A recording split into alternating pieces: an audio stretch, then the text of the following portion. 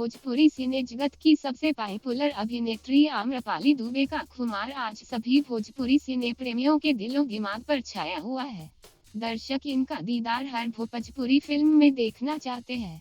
ऐसा भोजपुरी सिने जगत का भी मानना है कि आम्रपाली की फिल्म में मौजूदगी फिल्म के हिट होने का परिचायक है, क्योंकि इनकी फैन फॉलोइंग सभी भोजपुरी अभिनेत्रियों से अधिक है।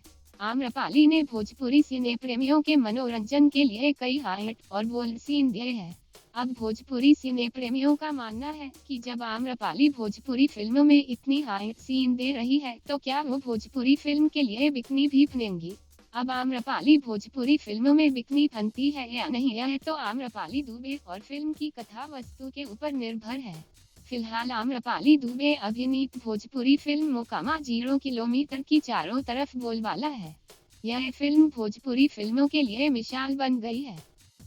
भोजपुरी सिने जगत की सबसे पॉपुलर अभिनेत्री आम्रपाली दुबे का खुमार आज सभी भोजपुरी सिने प्रेमियों के दिलो दिमाग पर छाया हुआ है। दर्शक इनका दीदार हर भोजपुरी फिल्म में देखना चाहते हैं।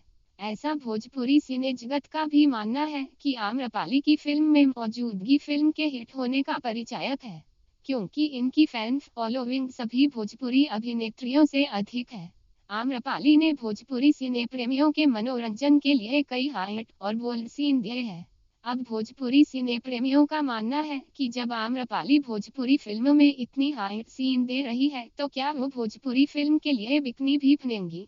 अब आम्रपाली भोजपुरी फिल्मों में बिकनी बनती है या नहीं, यह तो आम्रपाली दुबे और फिल्म की कथा वस्तु के ऊपर निर्भर है। फिलहाल आम्रपाली दुबे अभिनीत भोजपुरी फिल्म मोकामा 0 किलोमीटर की चारों तरफ बोलबाला है। यह फिल्म भोजपुरी फिल्मों के लिए मिसाल बन गई है।